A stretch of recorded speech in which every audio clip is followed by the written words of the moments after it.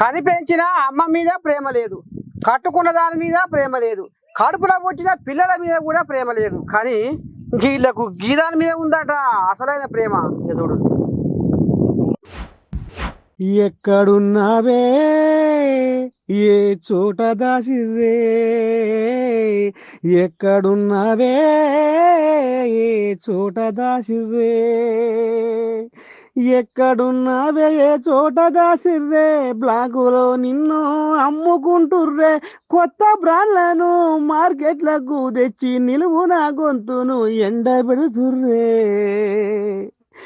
ఎక్కడున్నావే ఏ చోట దాసిర్రే, ఎక్కడున్నావే ఏ చోట దాసిర్రే.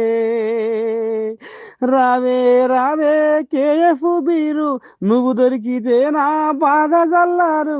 రావే రావే కేఎఫ్ బీరు, నువ్వు దొరికితే నా బాధ చల్లారు. అబ్బర బాబురే, కేఫ్ బీరు ఎవరము కొటారి కొమ్మల మీదుగానే పోతుంది కానులా నీ అన్యాలం పాడువాడా. కేఫ్ బీరును అందకుండా పొందకుండా చేసి దళారుల చేతుల్లో కీలుబొమ్మగా చేసి నీ పాడువాడ ఇష్టం వచ్చిన రేటుకు అమ్ముకుంటున్నాడు నువ్వులా ఈ దగులుబాజిగాళ్ళు. తాగుబోతుల నోట్లే మట్టి వచ్చా కదరా పాపం. సర్కారు సగం సంసారాన్ని వాళ్ళే నూక్కొస్తుంటారు. ఇక ఇట్లా చేస్తే వాళ్ళు ఏమైపోవాలి, వాళ్ళ బతుకు ఎట్లా కావాలి?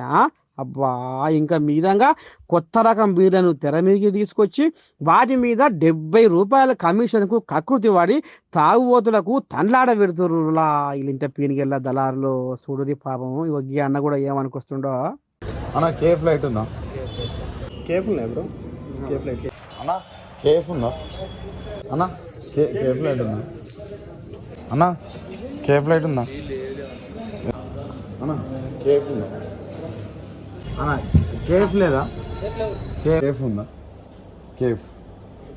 ఇంత ఫేమస్ బీర్ అయిన ఈ బీర్ని తెలంగాణలో ఎక్కడ కూడా దొరకకుండా చేస్తారు. ఒక 10 వైన్స్ తిరిగి వస్తే ఎక్కడ కూడా ఈ బీర్ దొరకలేదు.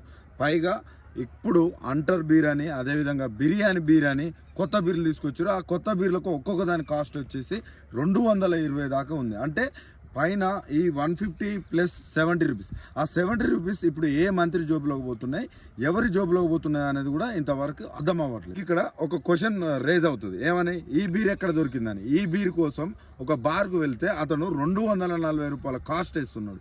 అంటే ఇప్పుడు తెలంగాణ సమాజం అర్థం చేసుకోవాలి.